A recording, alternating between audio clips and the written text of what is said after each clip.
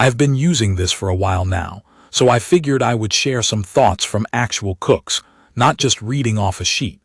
If you are coming from charcoal or propane and you want something that can hold a steady temperature for smoking, but still handle everyday grilling, this is the kind of grill that makes sense. I am not a competition barbecue person. I just want food that comes out right without standing there the entire time adjusting vents and guessing where the heat is going. The first thing I noticed when I got it set up was the weight. It feels heavy and solid in a way that matches what you expect from a big backyard pellet grill. Once it is in place, it feels planted. I can move it when I need to, but I do not want to carry it around or constantly relocate it. The wheels help, and the locking casters keep it from creeping when I am opening the lid or pulling food off. The finish on mine looks like a bronze color, and it has that classic barrel shape with a side hopper. Nothing flashy, just the usual pellet grill layout done in a straightforward way. Up top, there is a simple control area with a screen that shows what is going on. I like that it is readable and not cluttered. The hopper has a little window so I can glance at pellet level without opening anything. That sounds small, but in real use it matters because opening the hopper and messing around is when you spill pellets or let moisture get in. There is also a clean out for the hopper, and I actually use it. If I want to switch from something heavier like hickory to something lighter like apple, I can empty it without scooping by hand.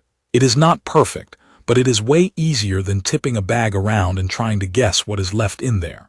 Setup took me a few hours at a normal pace. It was not hard, but it is a large grill, so it helps to have space to lay things out. The instructions were clear enough that I did not feel lost, and the parts went together the way they should. I did need patience during the first start because feeding pellets through the system takes time. The auger moves slowly, and the first time you run it, you are waiting for pellets to travel from the hopper to the fire pot.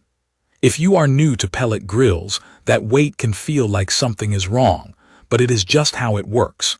Once it is primed, day-to-day startups are much quicker. Before my first cook, I followed the usual burn-off steps. I pulled the grates and the grease parts like the manual suggested, checked for packing debris, and let it run so any factory residue could burn off. After that, I started cooking for real. Daily use is simple. I load pellets, power it on, pick my temperature, and let it do its thing. The big difference compared to charcoal is that I am not chasing heat swings. I am not opening vents, adding fuel every hour, or guessing if the fire is about to drop. The controller keeps the temperature steady by adjusting pellet feed and airflow, and in my experience it stays close enough that I trust it for long cooks. I still verify doneness with a probe, because that is just how I cook, but the grill temperature itself has been consistent for me. The cooking area is large. What that meant in real life is I could do multiple racks of ribs at the same time and still have space for sausages and a tray of vegetables. For a weekend cookout, I am not playing the game of what has to wait for the next round. I also did a pork shoulder and had space around it for airflow, which helps with bark. The hopper is also large enough that I can do long sessions without refilling. I have done long cooks where I am not thinking about pellets every couple of hours, and that is the whole point for me. If I am smoking something all day, I want to focus on prep, timing, and sides, not babysitting fuel. I have used the included meat probes and they help me early on. I like having the temperature show up on the grill screen so I am not juggling extra gear. That said, I still recommend learning how your food behaves and not treating probes like magic. They are useful, but placement matters, and you still need to account for carryover cooking and different thicknesses. For pulled pork, it took a lot of stress out of the process because I could track the internal temperature without opening the lid constantly. For real testing, I did chicken wings low and slow, ribs, a pork shoulder, and then some higher heat cooks like burgers. On low and slow, it held temperature without me hovering. I got that steady stream of light smoke, and the flavor came through in a clean way. It is not the same as managing a stick burner, but I am also not trying to do that on a random Saturday. On burgers, when I turned the heat up, it got there without a lot of drama. I will say this. Pellet grills can do high heat, but they do not feel exactly like cooking directly over a full bed of charcoal. If you want intense searing as the main goal every time, You might still want a dedicated sear setup. For me, it is fine because most of what I do is smoking, roasting, and general grilling. One thing I pay attention to is grease management.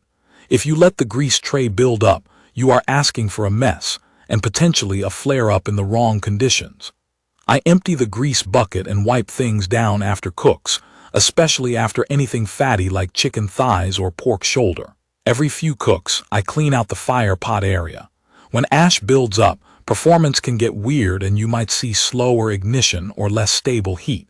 Regular cleaning keeps it predictable. There are a couple of practical limitations I noticed. The grill is heavy, so if your patio has steps or tight corners, plan the location before you assemble it.